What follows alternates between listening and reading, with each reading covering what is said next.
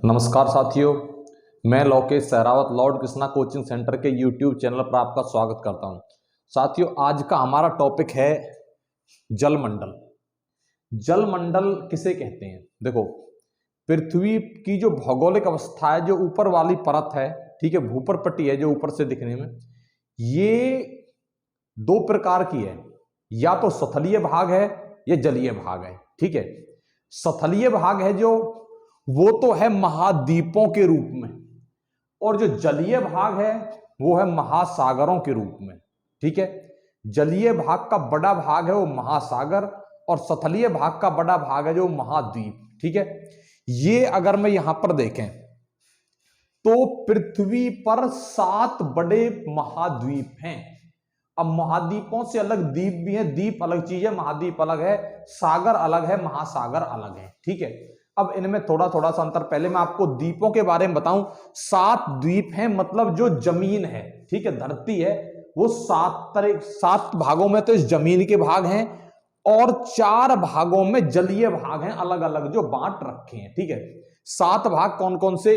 Asia सबसे बड़ा है ये, ठीक है, यूरोप, ये अफ्रीका, ऑस्ट्रेलिया, अंटार्कटिका, दक्षिण अमेरिका, उत्तरी अमेरिका। ठीक है, ये भाग हैं जो हमारे मतलब सतलीय भाग हैं, मतलब जमीन है। ठीक है, और बाकी 4 भागों में बांटा गया है जिन्हें महासागर कहेंगे। ठीक है, सबसे बड़ा जो महासागर है वो है प्रशांत महासागर। दूसरे नंबर पे जो महासागर है उसका नाम है अटलांटिक महासागर, और तीसरे नंबर पे महासागर है हिंद महासागर, और चौथे नंबर पे हमारा आर्कटिक महासागर। ठीक है, सबसे बड़ा महासागर प्रशांत महासागर, सबसे छोटा महासागर आर्कटिक महासागर। ठीक है, पहले मैं आपको जलीय भाग के बारे में बता दूं। पृथ्वी का जो ये सागरीय जल है, ठीक है, हमारी पृथ्वी पर पूरी भौगोलिक पर, ठीक है, पूरी की पूरी पृथ्वी पर 71% भाग पर है जल। ठीक है, और 29% भाग पर है भूमि। ठीक है, 29% भाग पर भूमि है और 31% भाग पर क्या है? जल। अगर ये तो हो गया परसेंटेज में। अगर भाग के हिसाब से आ जाए तो 3/4 भाग पर, मतलब 4 में से 3। ठीक है, 4 में से 3, वैसे 75% बनता है 4 में से 3 का मतलब, लेकिन यहां पर माना जाता है अगर भाग आ जाए कितने भाग पर जल है तो 3/4 भाग पर क्या आ जाएगा जी? जल। 3/4 भाग पर पृथ्वी पर जल है, और 1/4 भाग पर क्या आ जाएगी? भूमि। ठीक है, 1/4 भाग पर भूमि है और 3/4 भाग पर क्या है?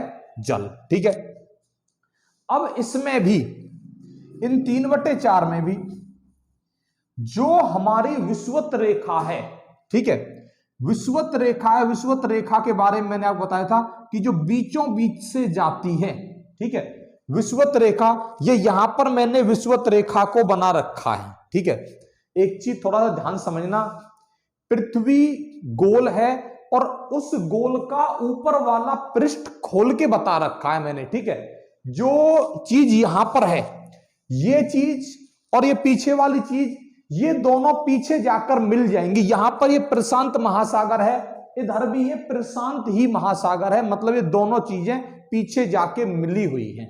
ठीक है, जैसे हम किसी चीज को फोल्ड कर देते हैं तो उसी तरीके से ये दोनों चीजें पीछे जाकर मिली हुई हैं। अब इसमें जो ये विषुवत रेखा है, ये मैंने तीनों रेखा बताई थी, ये विषुवत रेखा, कर्क रेखा, मकर रेखा। ठीक है, जो विषुवत रेखा है, विषुवत रेखा से ऊपर, यहां पर ये विषुवत रेखा बीच वाली है, विषुवत रेखा से ऊपर जल की जो मात्रा है वो 60% है, और जो भूमि की मात्रा है, सतल भाग की मात्रा है, भूमि बच जाएगी जी 40%। ठीक है, अब नीचे वाले भाग में, मतलब विषुवत रेखा से नीचे, ठीक है, यहां पर जल की मात्रा है 80% और भूमि की मात्रा बच जाएगी 20%। क्वेश्चन कैसे आता है? उत्तरी गोलार्ध में कितने प्रतिशत जल है? तो 60%।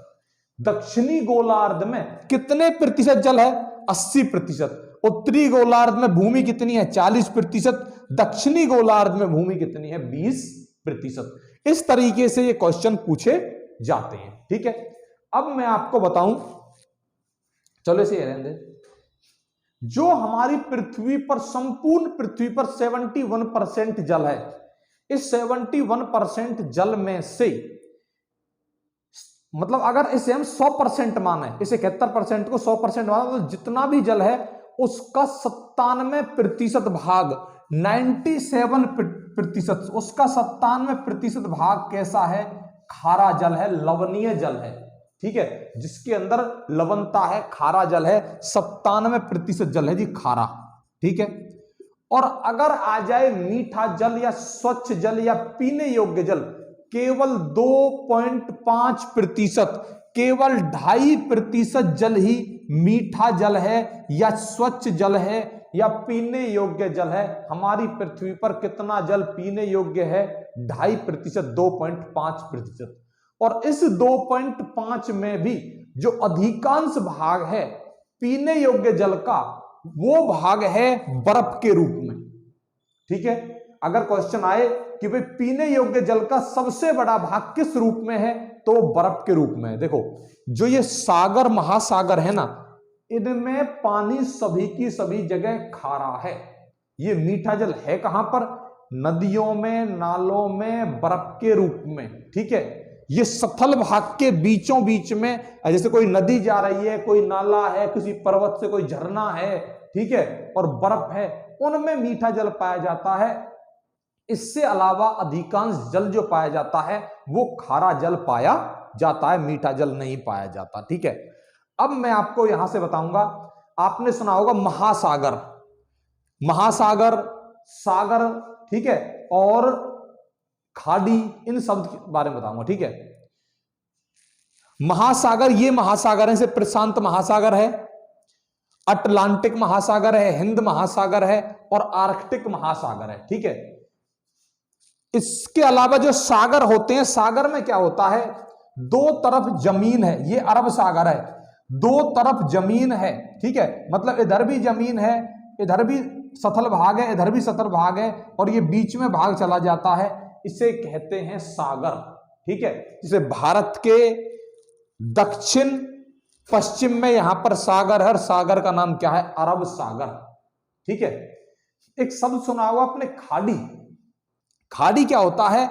अगर सथल भाग में जलीय भाग का, अगर सथल भाग में जलीय भाग अंदर चला जाता, अपना एक स्थान बना लेता है, तो उसे खाड़ी कहा जाता है। सपोज करो यहां पर कोई, यहां पर बताता हूं, यहां पर कोई ये सतल भाग है इधर वाला, ठीक है, इधर वाला जलीय भाग है, मान लो ये जलीय भाग है और इधर वाला सथलीय भाग है, और यहां पर इस तरीके से कोई अपना स्थान बना ले, सथलीय भाग में जलीय भाग अंदर चला जाए, अपना एक स्थान बना ले, उसे कहेंगे खाड़ी। ठीक है, उसे क्या कहा जाएगा? खाड़ी। जैसे आपने सुना होगा बंगाल की खाड़ी, यहां पर है बंगाल की खाड़ी, भारत के दक्षिण पूर्व में। ठीक है, भारत के दक्षिण पूर्व में बंगाल खाड़ी है और दक्षिण पश्चिम में अरब सागर है। ठीक है, ये खाड़ी और सागर में थोड़ा सा अंतर है। ठीक है, अब हम बताएंगे महासागरों के बारे में। विश्व का या पृथ्वी का जो सबसे बड़ा महासागर है उसका नाम है प्रशांत महासागर। प्रशांत महासागर के अंदर सबसे अधिक द्वीप हैं, टापू हैं। द्वीप क्या होते हैं?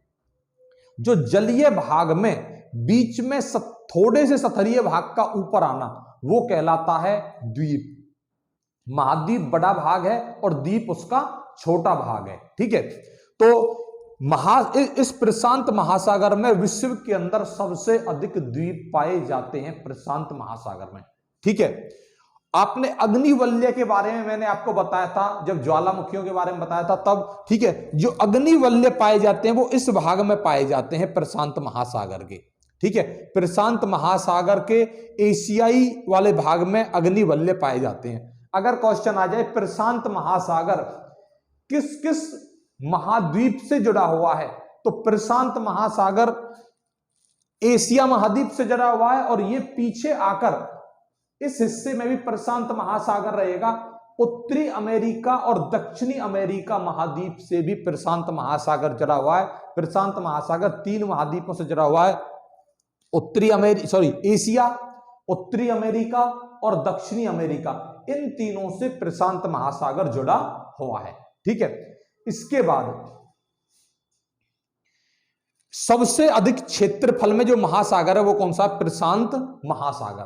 प्रशांत महासागर के अंदर मेरियाना गर्त है, एक सबसे गहरा गड्ढा है, गर्त है, और उसका नाम है मेरियाना गर्त।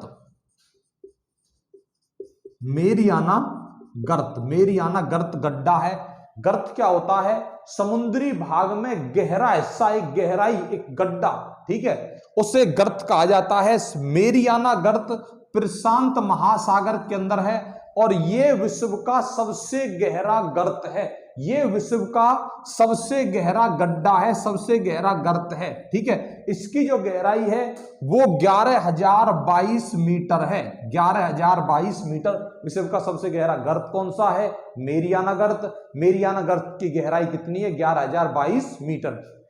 विश्व में सबसे ऊंची जो चोटी है माउंट एवरेस्ट, और विश्व का जो सबसे गहरा गर्त है, इन दोनों में डिस्टेंस लगभग 20,000 मीटर का है। ठीक है, 11,022 मीटर तो है मेरियाना गर्त की गहराई, और 8,850 मीटर है उसकी माउंट एवरेस्ट की ऊंचाई। तो लगभग 20,000 मीटर की का अंतर है मेरियाना गर्त की गहराई और माउंट एवरेस्ट की ऊंचाई में। ठीक है, इसके बाद ये सबसे बड़ा महासागर हो गया। इसके बाद है दूसरा। अच्छा, प्रशांत महासागर में से एक क्वेश्चन और आता है कि प्रशांत महासागर का आकार कैसा है?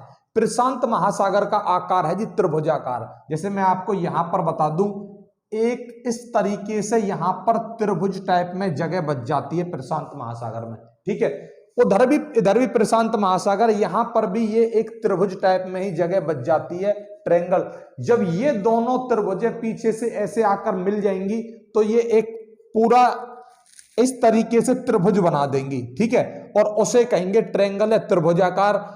प्रशांत महासागर की आकृति कैसी है? त्रिभुज आकार। कैसे आकार की है? त्रिभुज आकार। ठीक है, दूसरे नंबर पे जो हमारा महासागर है उसका नाम है अटलांटिक महासागर। अटलांटिक महासागर का सबसे पहले आकार के बारे में बात करें, ये इस तरीके से आकार है अटलांटिक महासागर का। तो ये आकार कैसा हो गया? एस के आकार की। ठीक है, एस फोर सन वाला। ठीक है, तो एस के आकार की आकृति वाला महासागर कौन सा है? अटलांटिक महासागर। कौन सा महासागर है? अटलांटिक महासागर। ठीक है, अटलांटिक महासागर में एक मैक्सिको की खाड़ी है। ठीक है, यहां पर ये मैक्सिको की खाड़ी है। अटलांटिक महासागर, मैक्सिको की खाड़ी कहां पर है? अटलांटिक महासागर में। और अगर महाद्वीप पूछ ले तो उत्तरी अमेरिका महाद्वीप में। कौन से महाद्वीप में है? उत्तरी अमेरिका महाद्वीप में है। और अगर महासागर की पूछ ले तो अटलांटिक महासागर में है। ठीक है, अटलांटिक महासागर के ही अंदर विश्व का सबसे बड़ा द्वीप है। विश्व के सबसे बड़े द्वीप का नाम है ग्रीनलैंड द्वीप। ठीक है, यह विश्व का सबसे बड़ा द्वीप है, इसका नाम है ग्रीनलैंड द्वीप। और ग्रीनलैंड द्वीप किस महासागर में है? अटलांटिक महासागर के अंदर। अटलांटिक महासागर में एक बारामुडा त्रिकोण भी है। बरमुंडा त्रिकोण कहां पर है? ये अटलांटिक महासागर में। एक बार एक क्वेश्चन में आया था कि बरमुंडा त्रिकोण कहां पर है?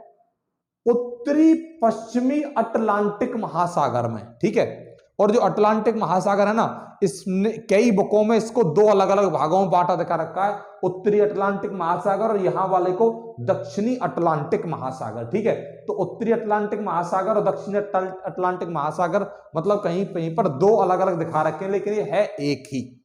ठीक है, ये हो गया अटलांटिक महासागर। अटलांटिक महासागर की आकृति कैसी है? एस के आकार की। एस के आकार की। ठीक है, इसके बाद है हिंद महासागर। तीसरे नंबर पे सबसे बड़ा महासागर है, उसका नाम है हिंद महासागर। एकमात्र किसी देश के नाम पर महासागर है हिंद महासागर। हिंदुस्तान के नाम पर है हिंद महासागर। भारत के दक्षिण में कौन सा महासागर है? हिंद महासागर। ठीक है, भारत के साउथ में कौन सा महासागर है? हिंद महासागर। ठीक है, यहां पर हिंद महासागर का एक सागर है लाल सागर यहां पर। ठीक है, ये लाल सागर है। ऊपर इस हिस्से में भूमध्य सागर है। ये हिंद महासागर के हिस्से हैं, लाल सागर, भूमध्य सागर, और इनके बीच में एक नहर है, स्वेज नहर। स्वेज नहर, ठीक है। स्वेज नहर के बारे में आपने पढ़ा होगा कि स्वेज नहर का निर्माण कब हुआ था? 1869 में, ठीक है। 1869 में स्वेज नहर का निर्माण हुआ था। और स्वेज नहर लाल सागर और भूमध्य सागर को अलग अलग करती है। एक क्वेश्चन आता है भूमध्य सागर के बारे में, भूमध्य सागर कितने महाद्वीपों से छिपा हुआ है? भूमध्य सागर 3 महाद्वीपों से छिपा हुआ है, यूरोप, अफ्रीका और एशिया, तीनों से छिपा हुआ है भूमध्य सागर, इस जगह पर है, ठीक है। भूमध्य सागर तीनों महाद्वीपों से छिपा हुआ है। और भूमध्य सागर, यहां पर लाल सागर है, ऊपर भूमध्य सागर है, लाल सागर और भूमध्य सागर के बीच में एक नहर है और नहर का नाम है स्वेज नहर, ठीक है। स्वेज नहर है कहां पर? मिस्र में, ठीक है। स्वेज नहर कहां पर है? मिस्र में। इसके बाद है अंटार्कटिक महासागर। अंटार्कटिक महासागर के बारे में अगर क्वेश्चन करें, अंटार्कटिक महासागर में सबसे अधिक ठंडा जल, ठीक है, बर्फीला जल पाया जाता है।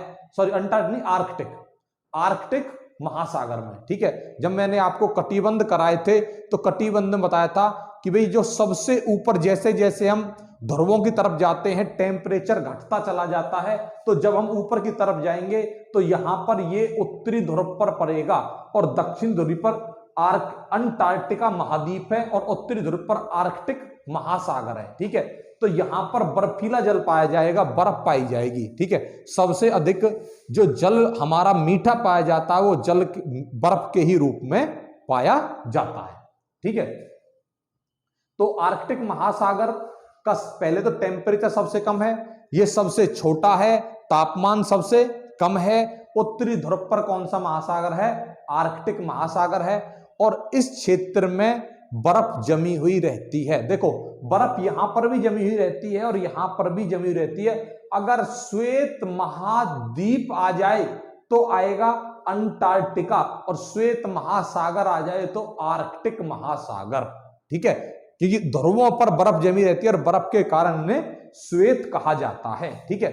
जो हमारा ये सागर है, पूरा की पूरा पृथ्वी पर ये महासागर हैं। इन महासागरों का जो जल है वो, उसकी लवणता है 35 प्रति हजार। 35 प्रति हजार जो लवणता मापी जाती है वो मापी जाती है प्रति हजार में। तो औसत लवणता है 35 प्रति हजार। महासागरीय जल के क्वेश्चन बहुत आता है, औसत लवणता कितनी है? 35 प्रति हजार। और इस 35 प्रति हजार तो महासागरीय जल की औसत लवणता है। सबसे अधिक जो लवणीय है वो है तुर्की की वान झील, और तुर्की की वान झील की जो लवणता है वो है 330 प्रति हजार। 330 प्रति हजार, ठीक है। तुर्की की वान झील की जो लवणता है वो 330 प्रति हजार है और महासागरीय जल की औसत लवणता 35 प्रति हजार है, ठीक है। जैसे मैं आगे वैसे महाद्वीप पढ़ाऊंगा तब समझ में आएगा। जो ये तीनों रेखाएं है ना, कर्क, विषुवत, कर्क रेखा, विषुवत रेखा और मकर रेखा, ये तीनों केवल एक महाद्वीप से होकर गुजरती हैं और वो महाद्वीप आपको यहां पर दिखाई दे रहा होगा, अफ्रीका। बाकी किसी भी महाद्वीप से तीनों रेखाएं नहीं गुजरती, ठीक है। मुझे उम्मीद है आपको वीडियो पूरा समझ में आया होगा। वीडियो पूरा देखने के लिए बहुत बहुत धन्यवाद। Thank you.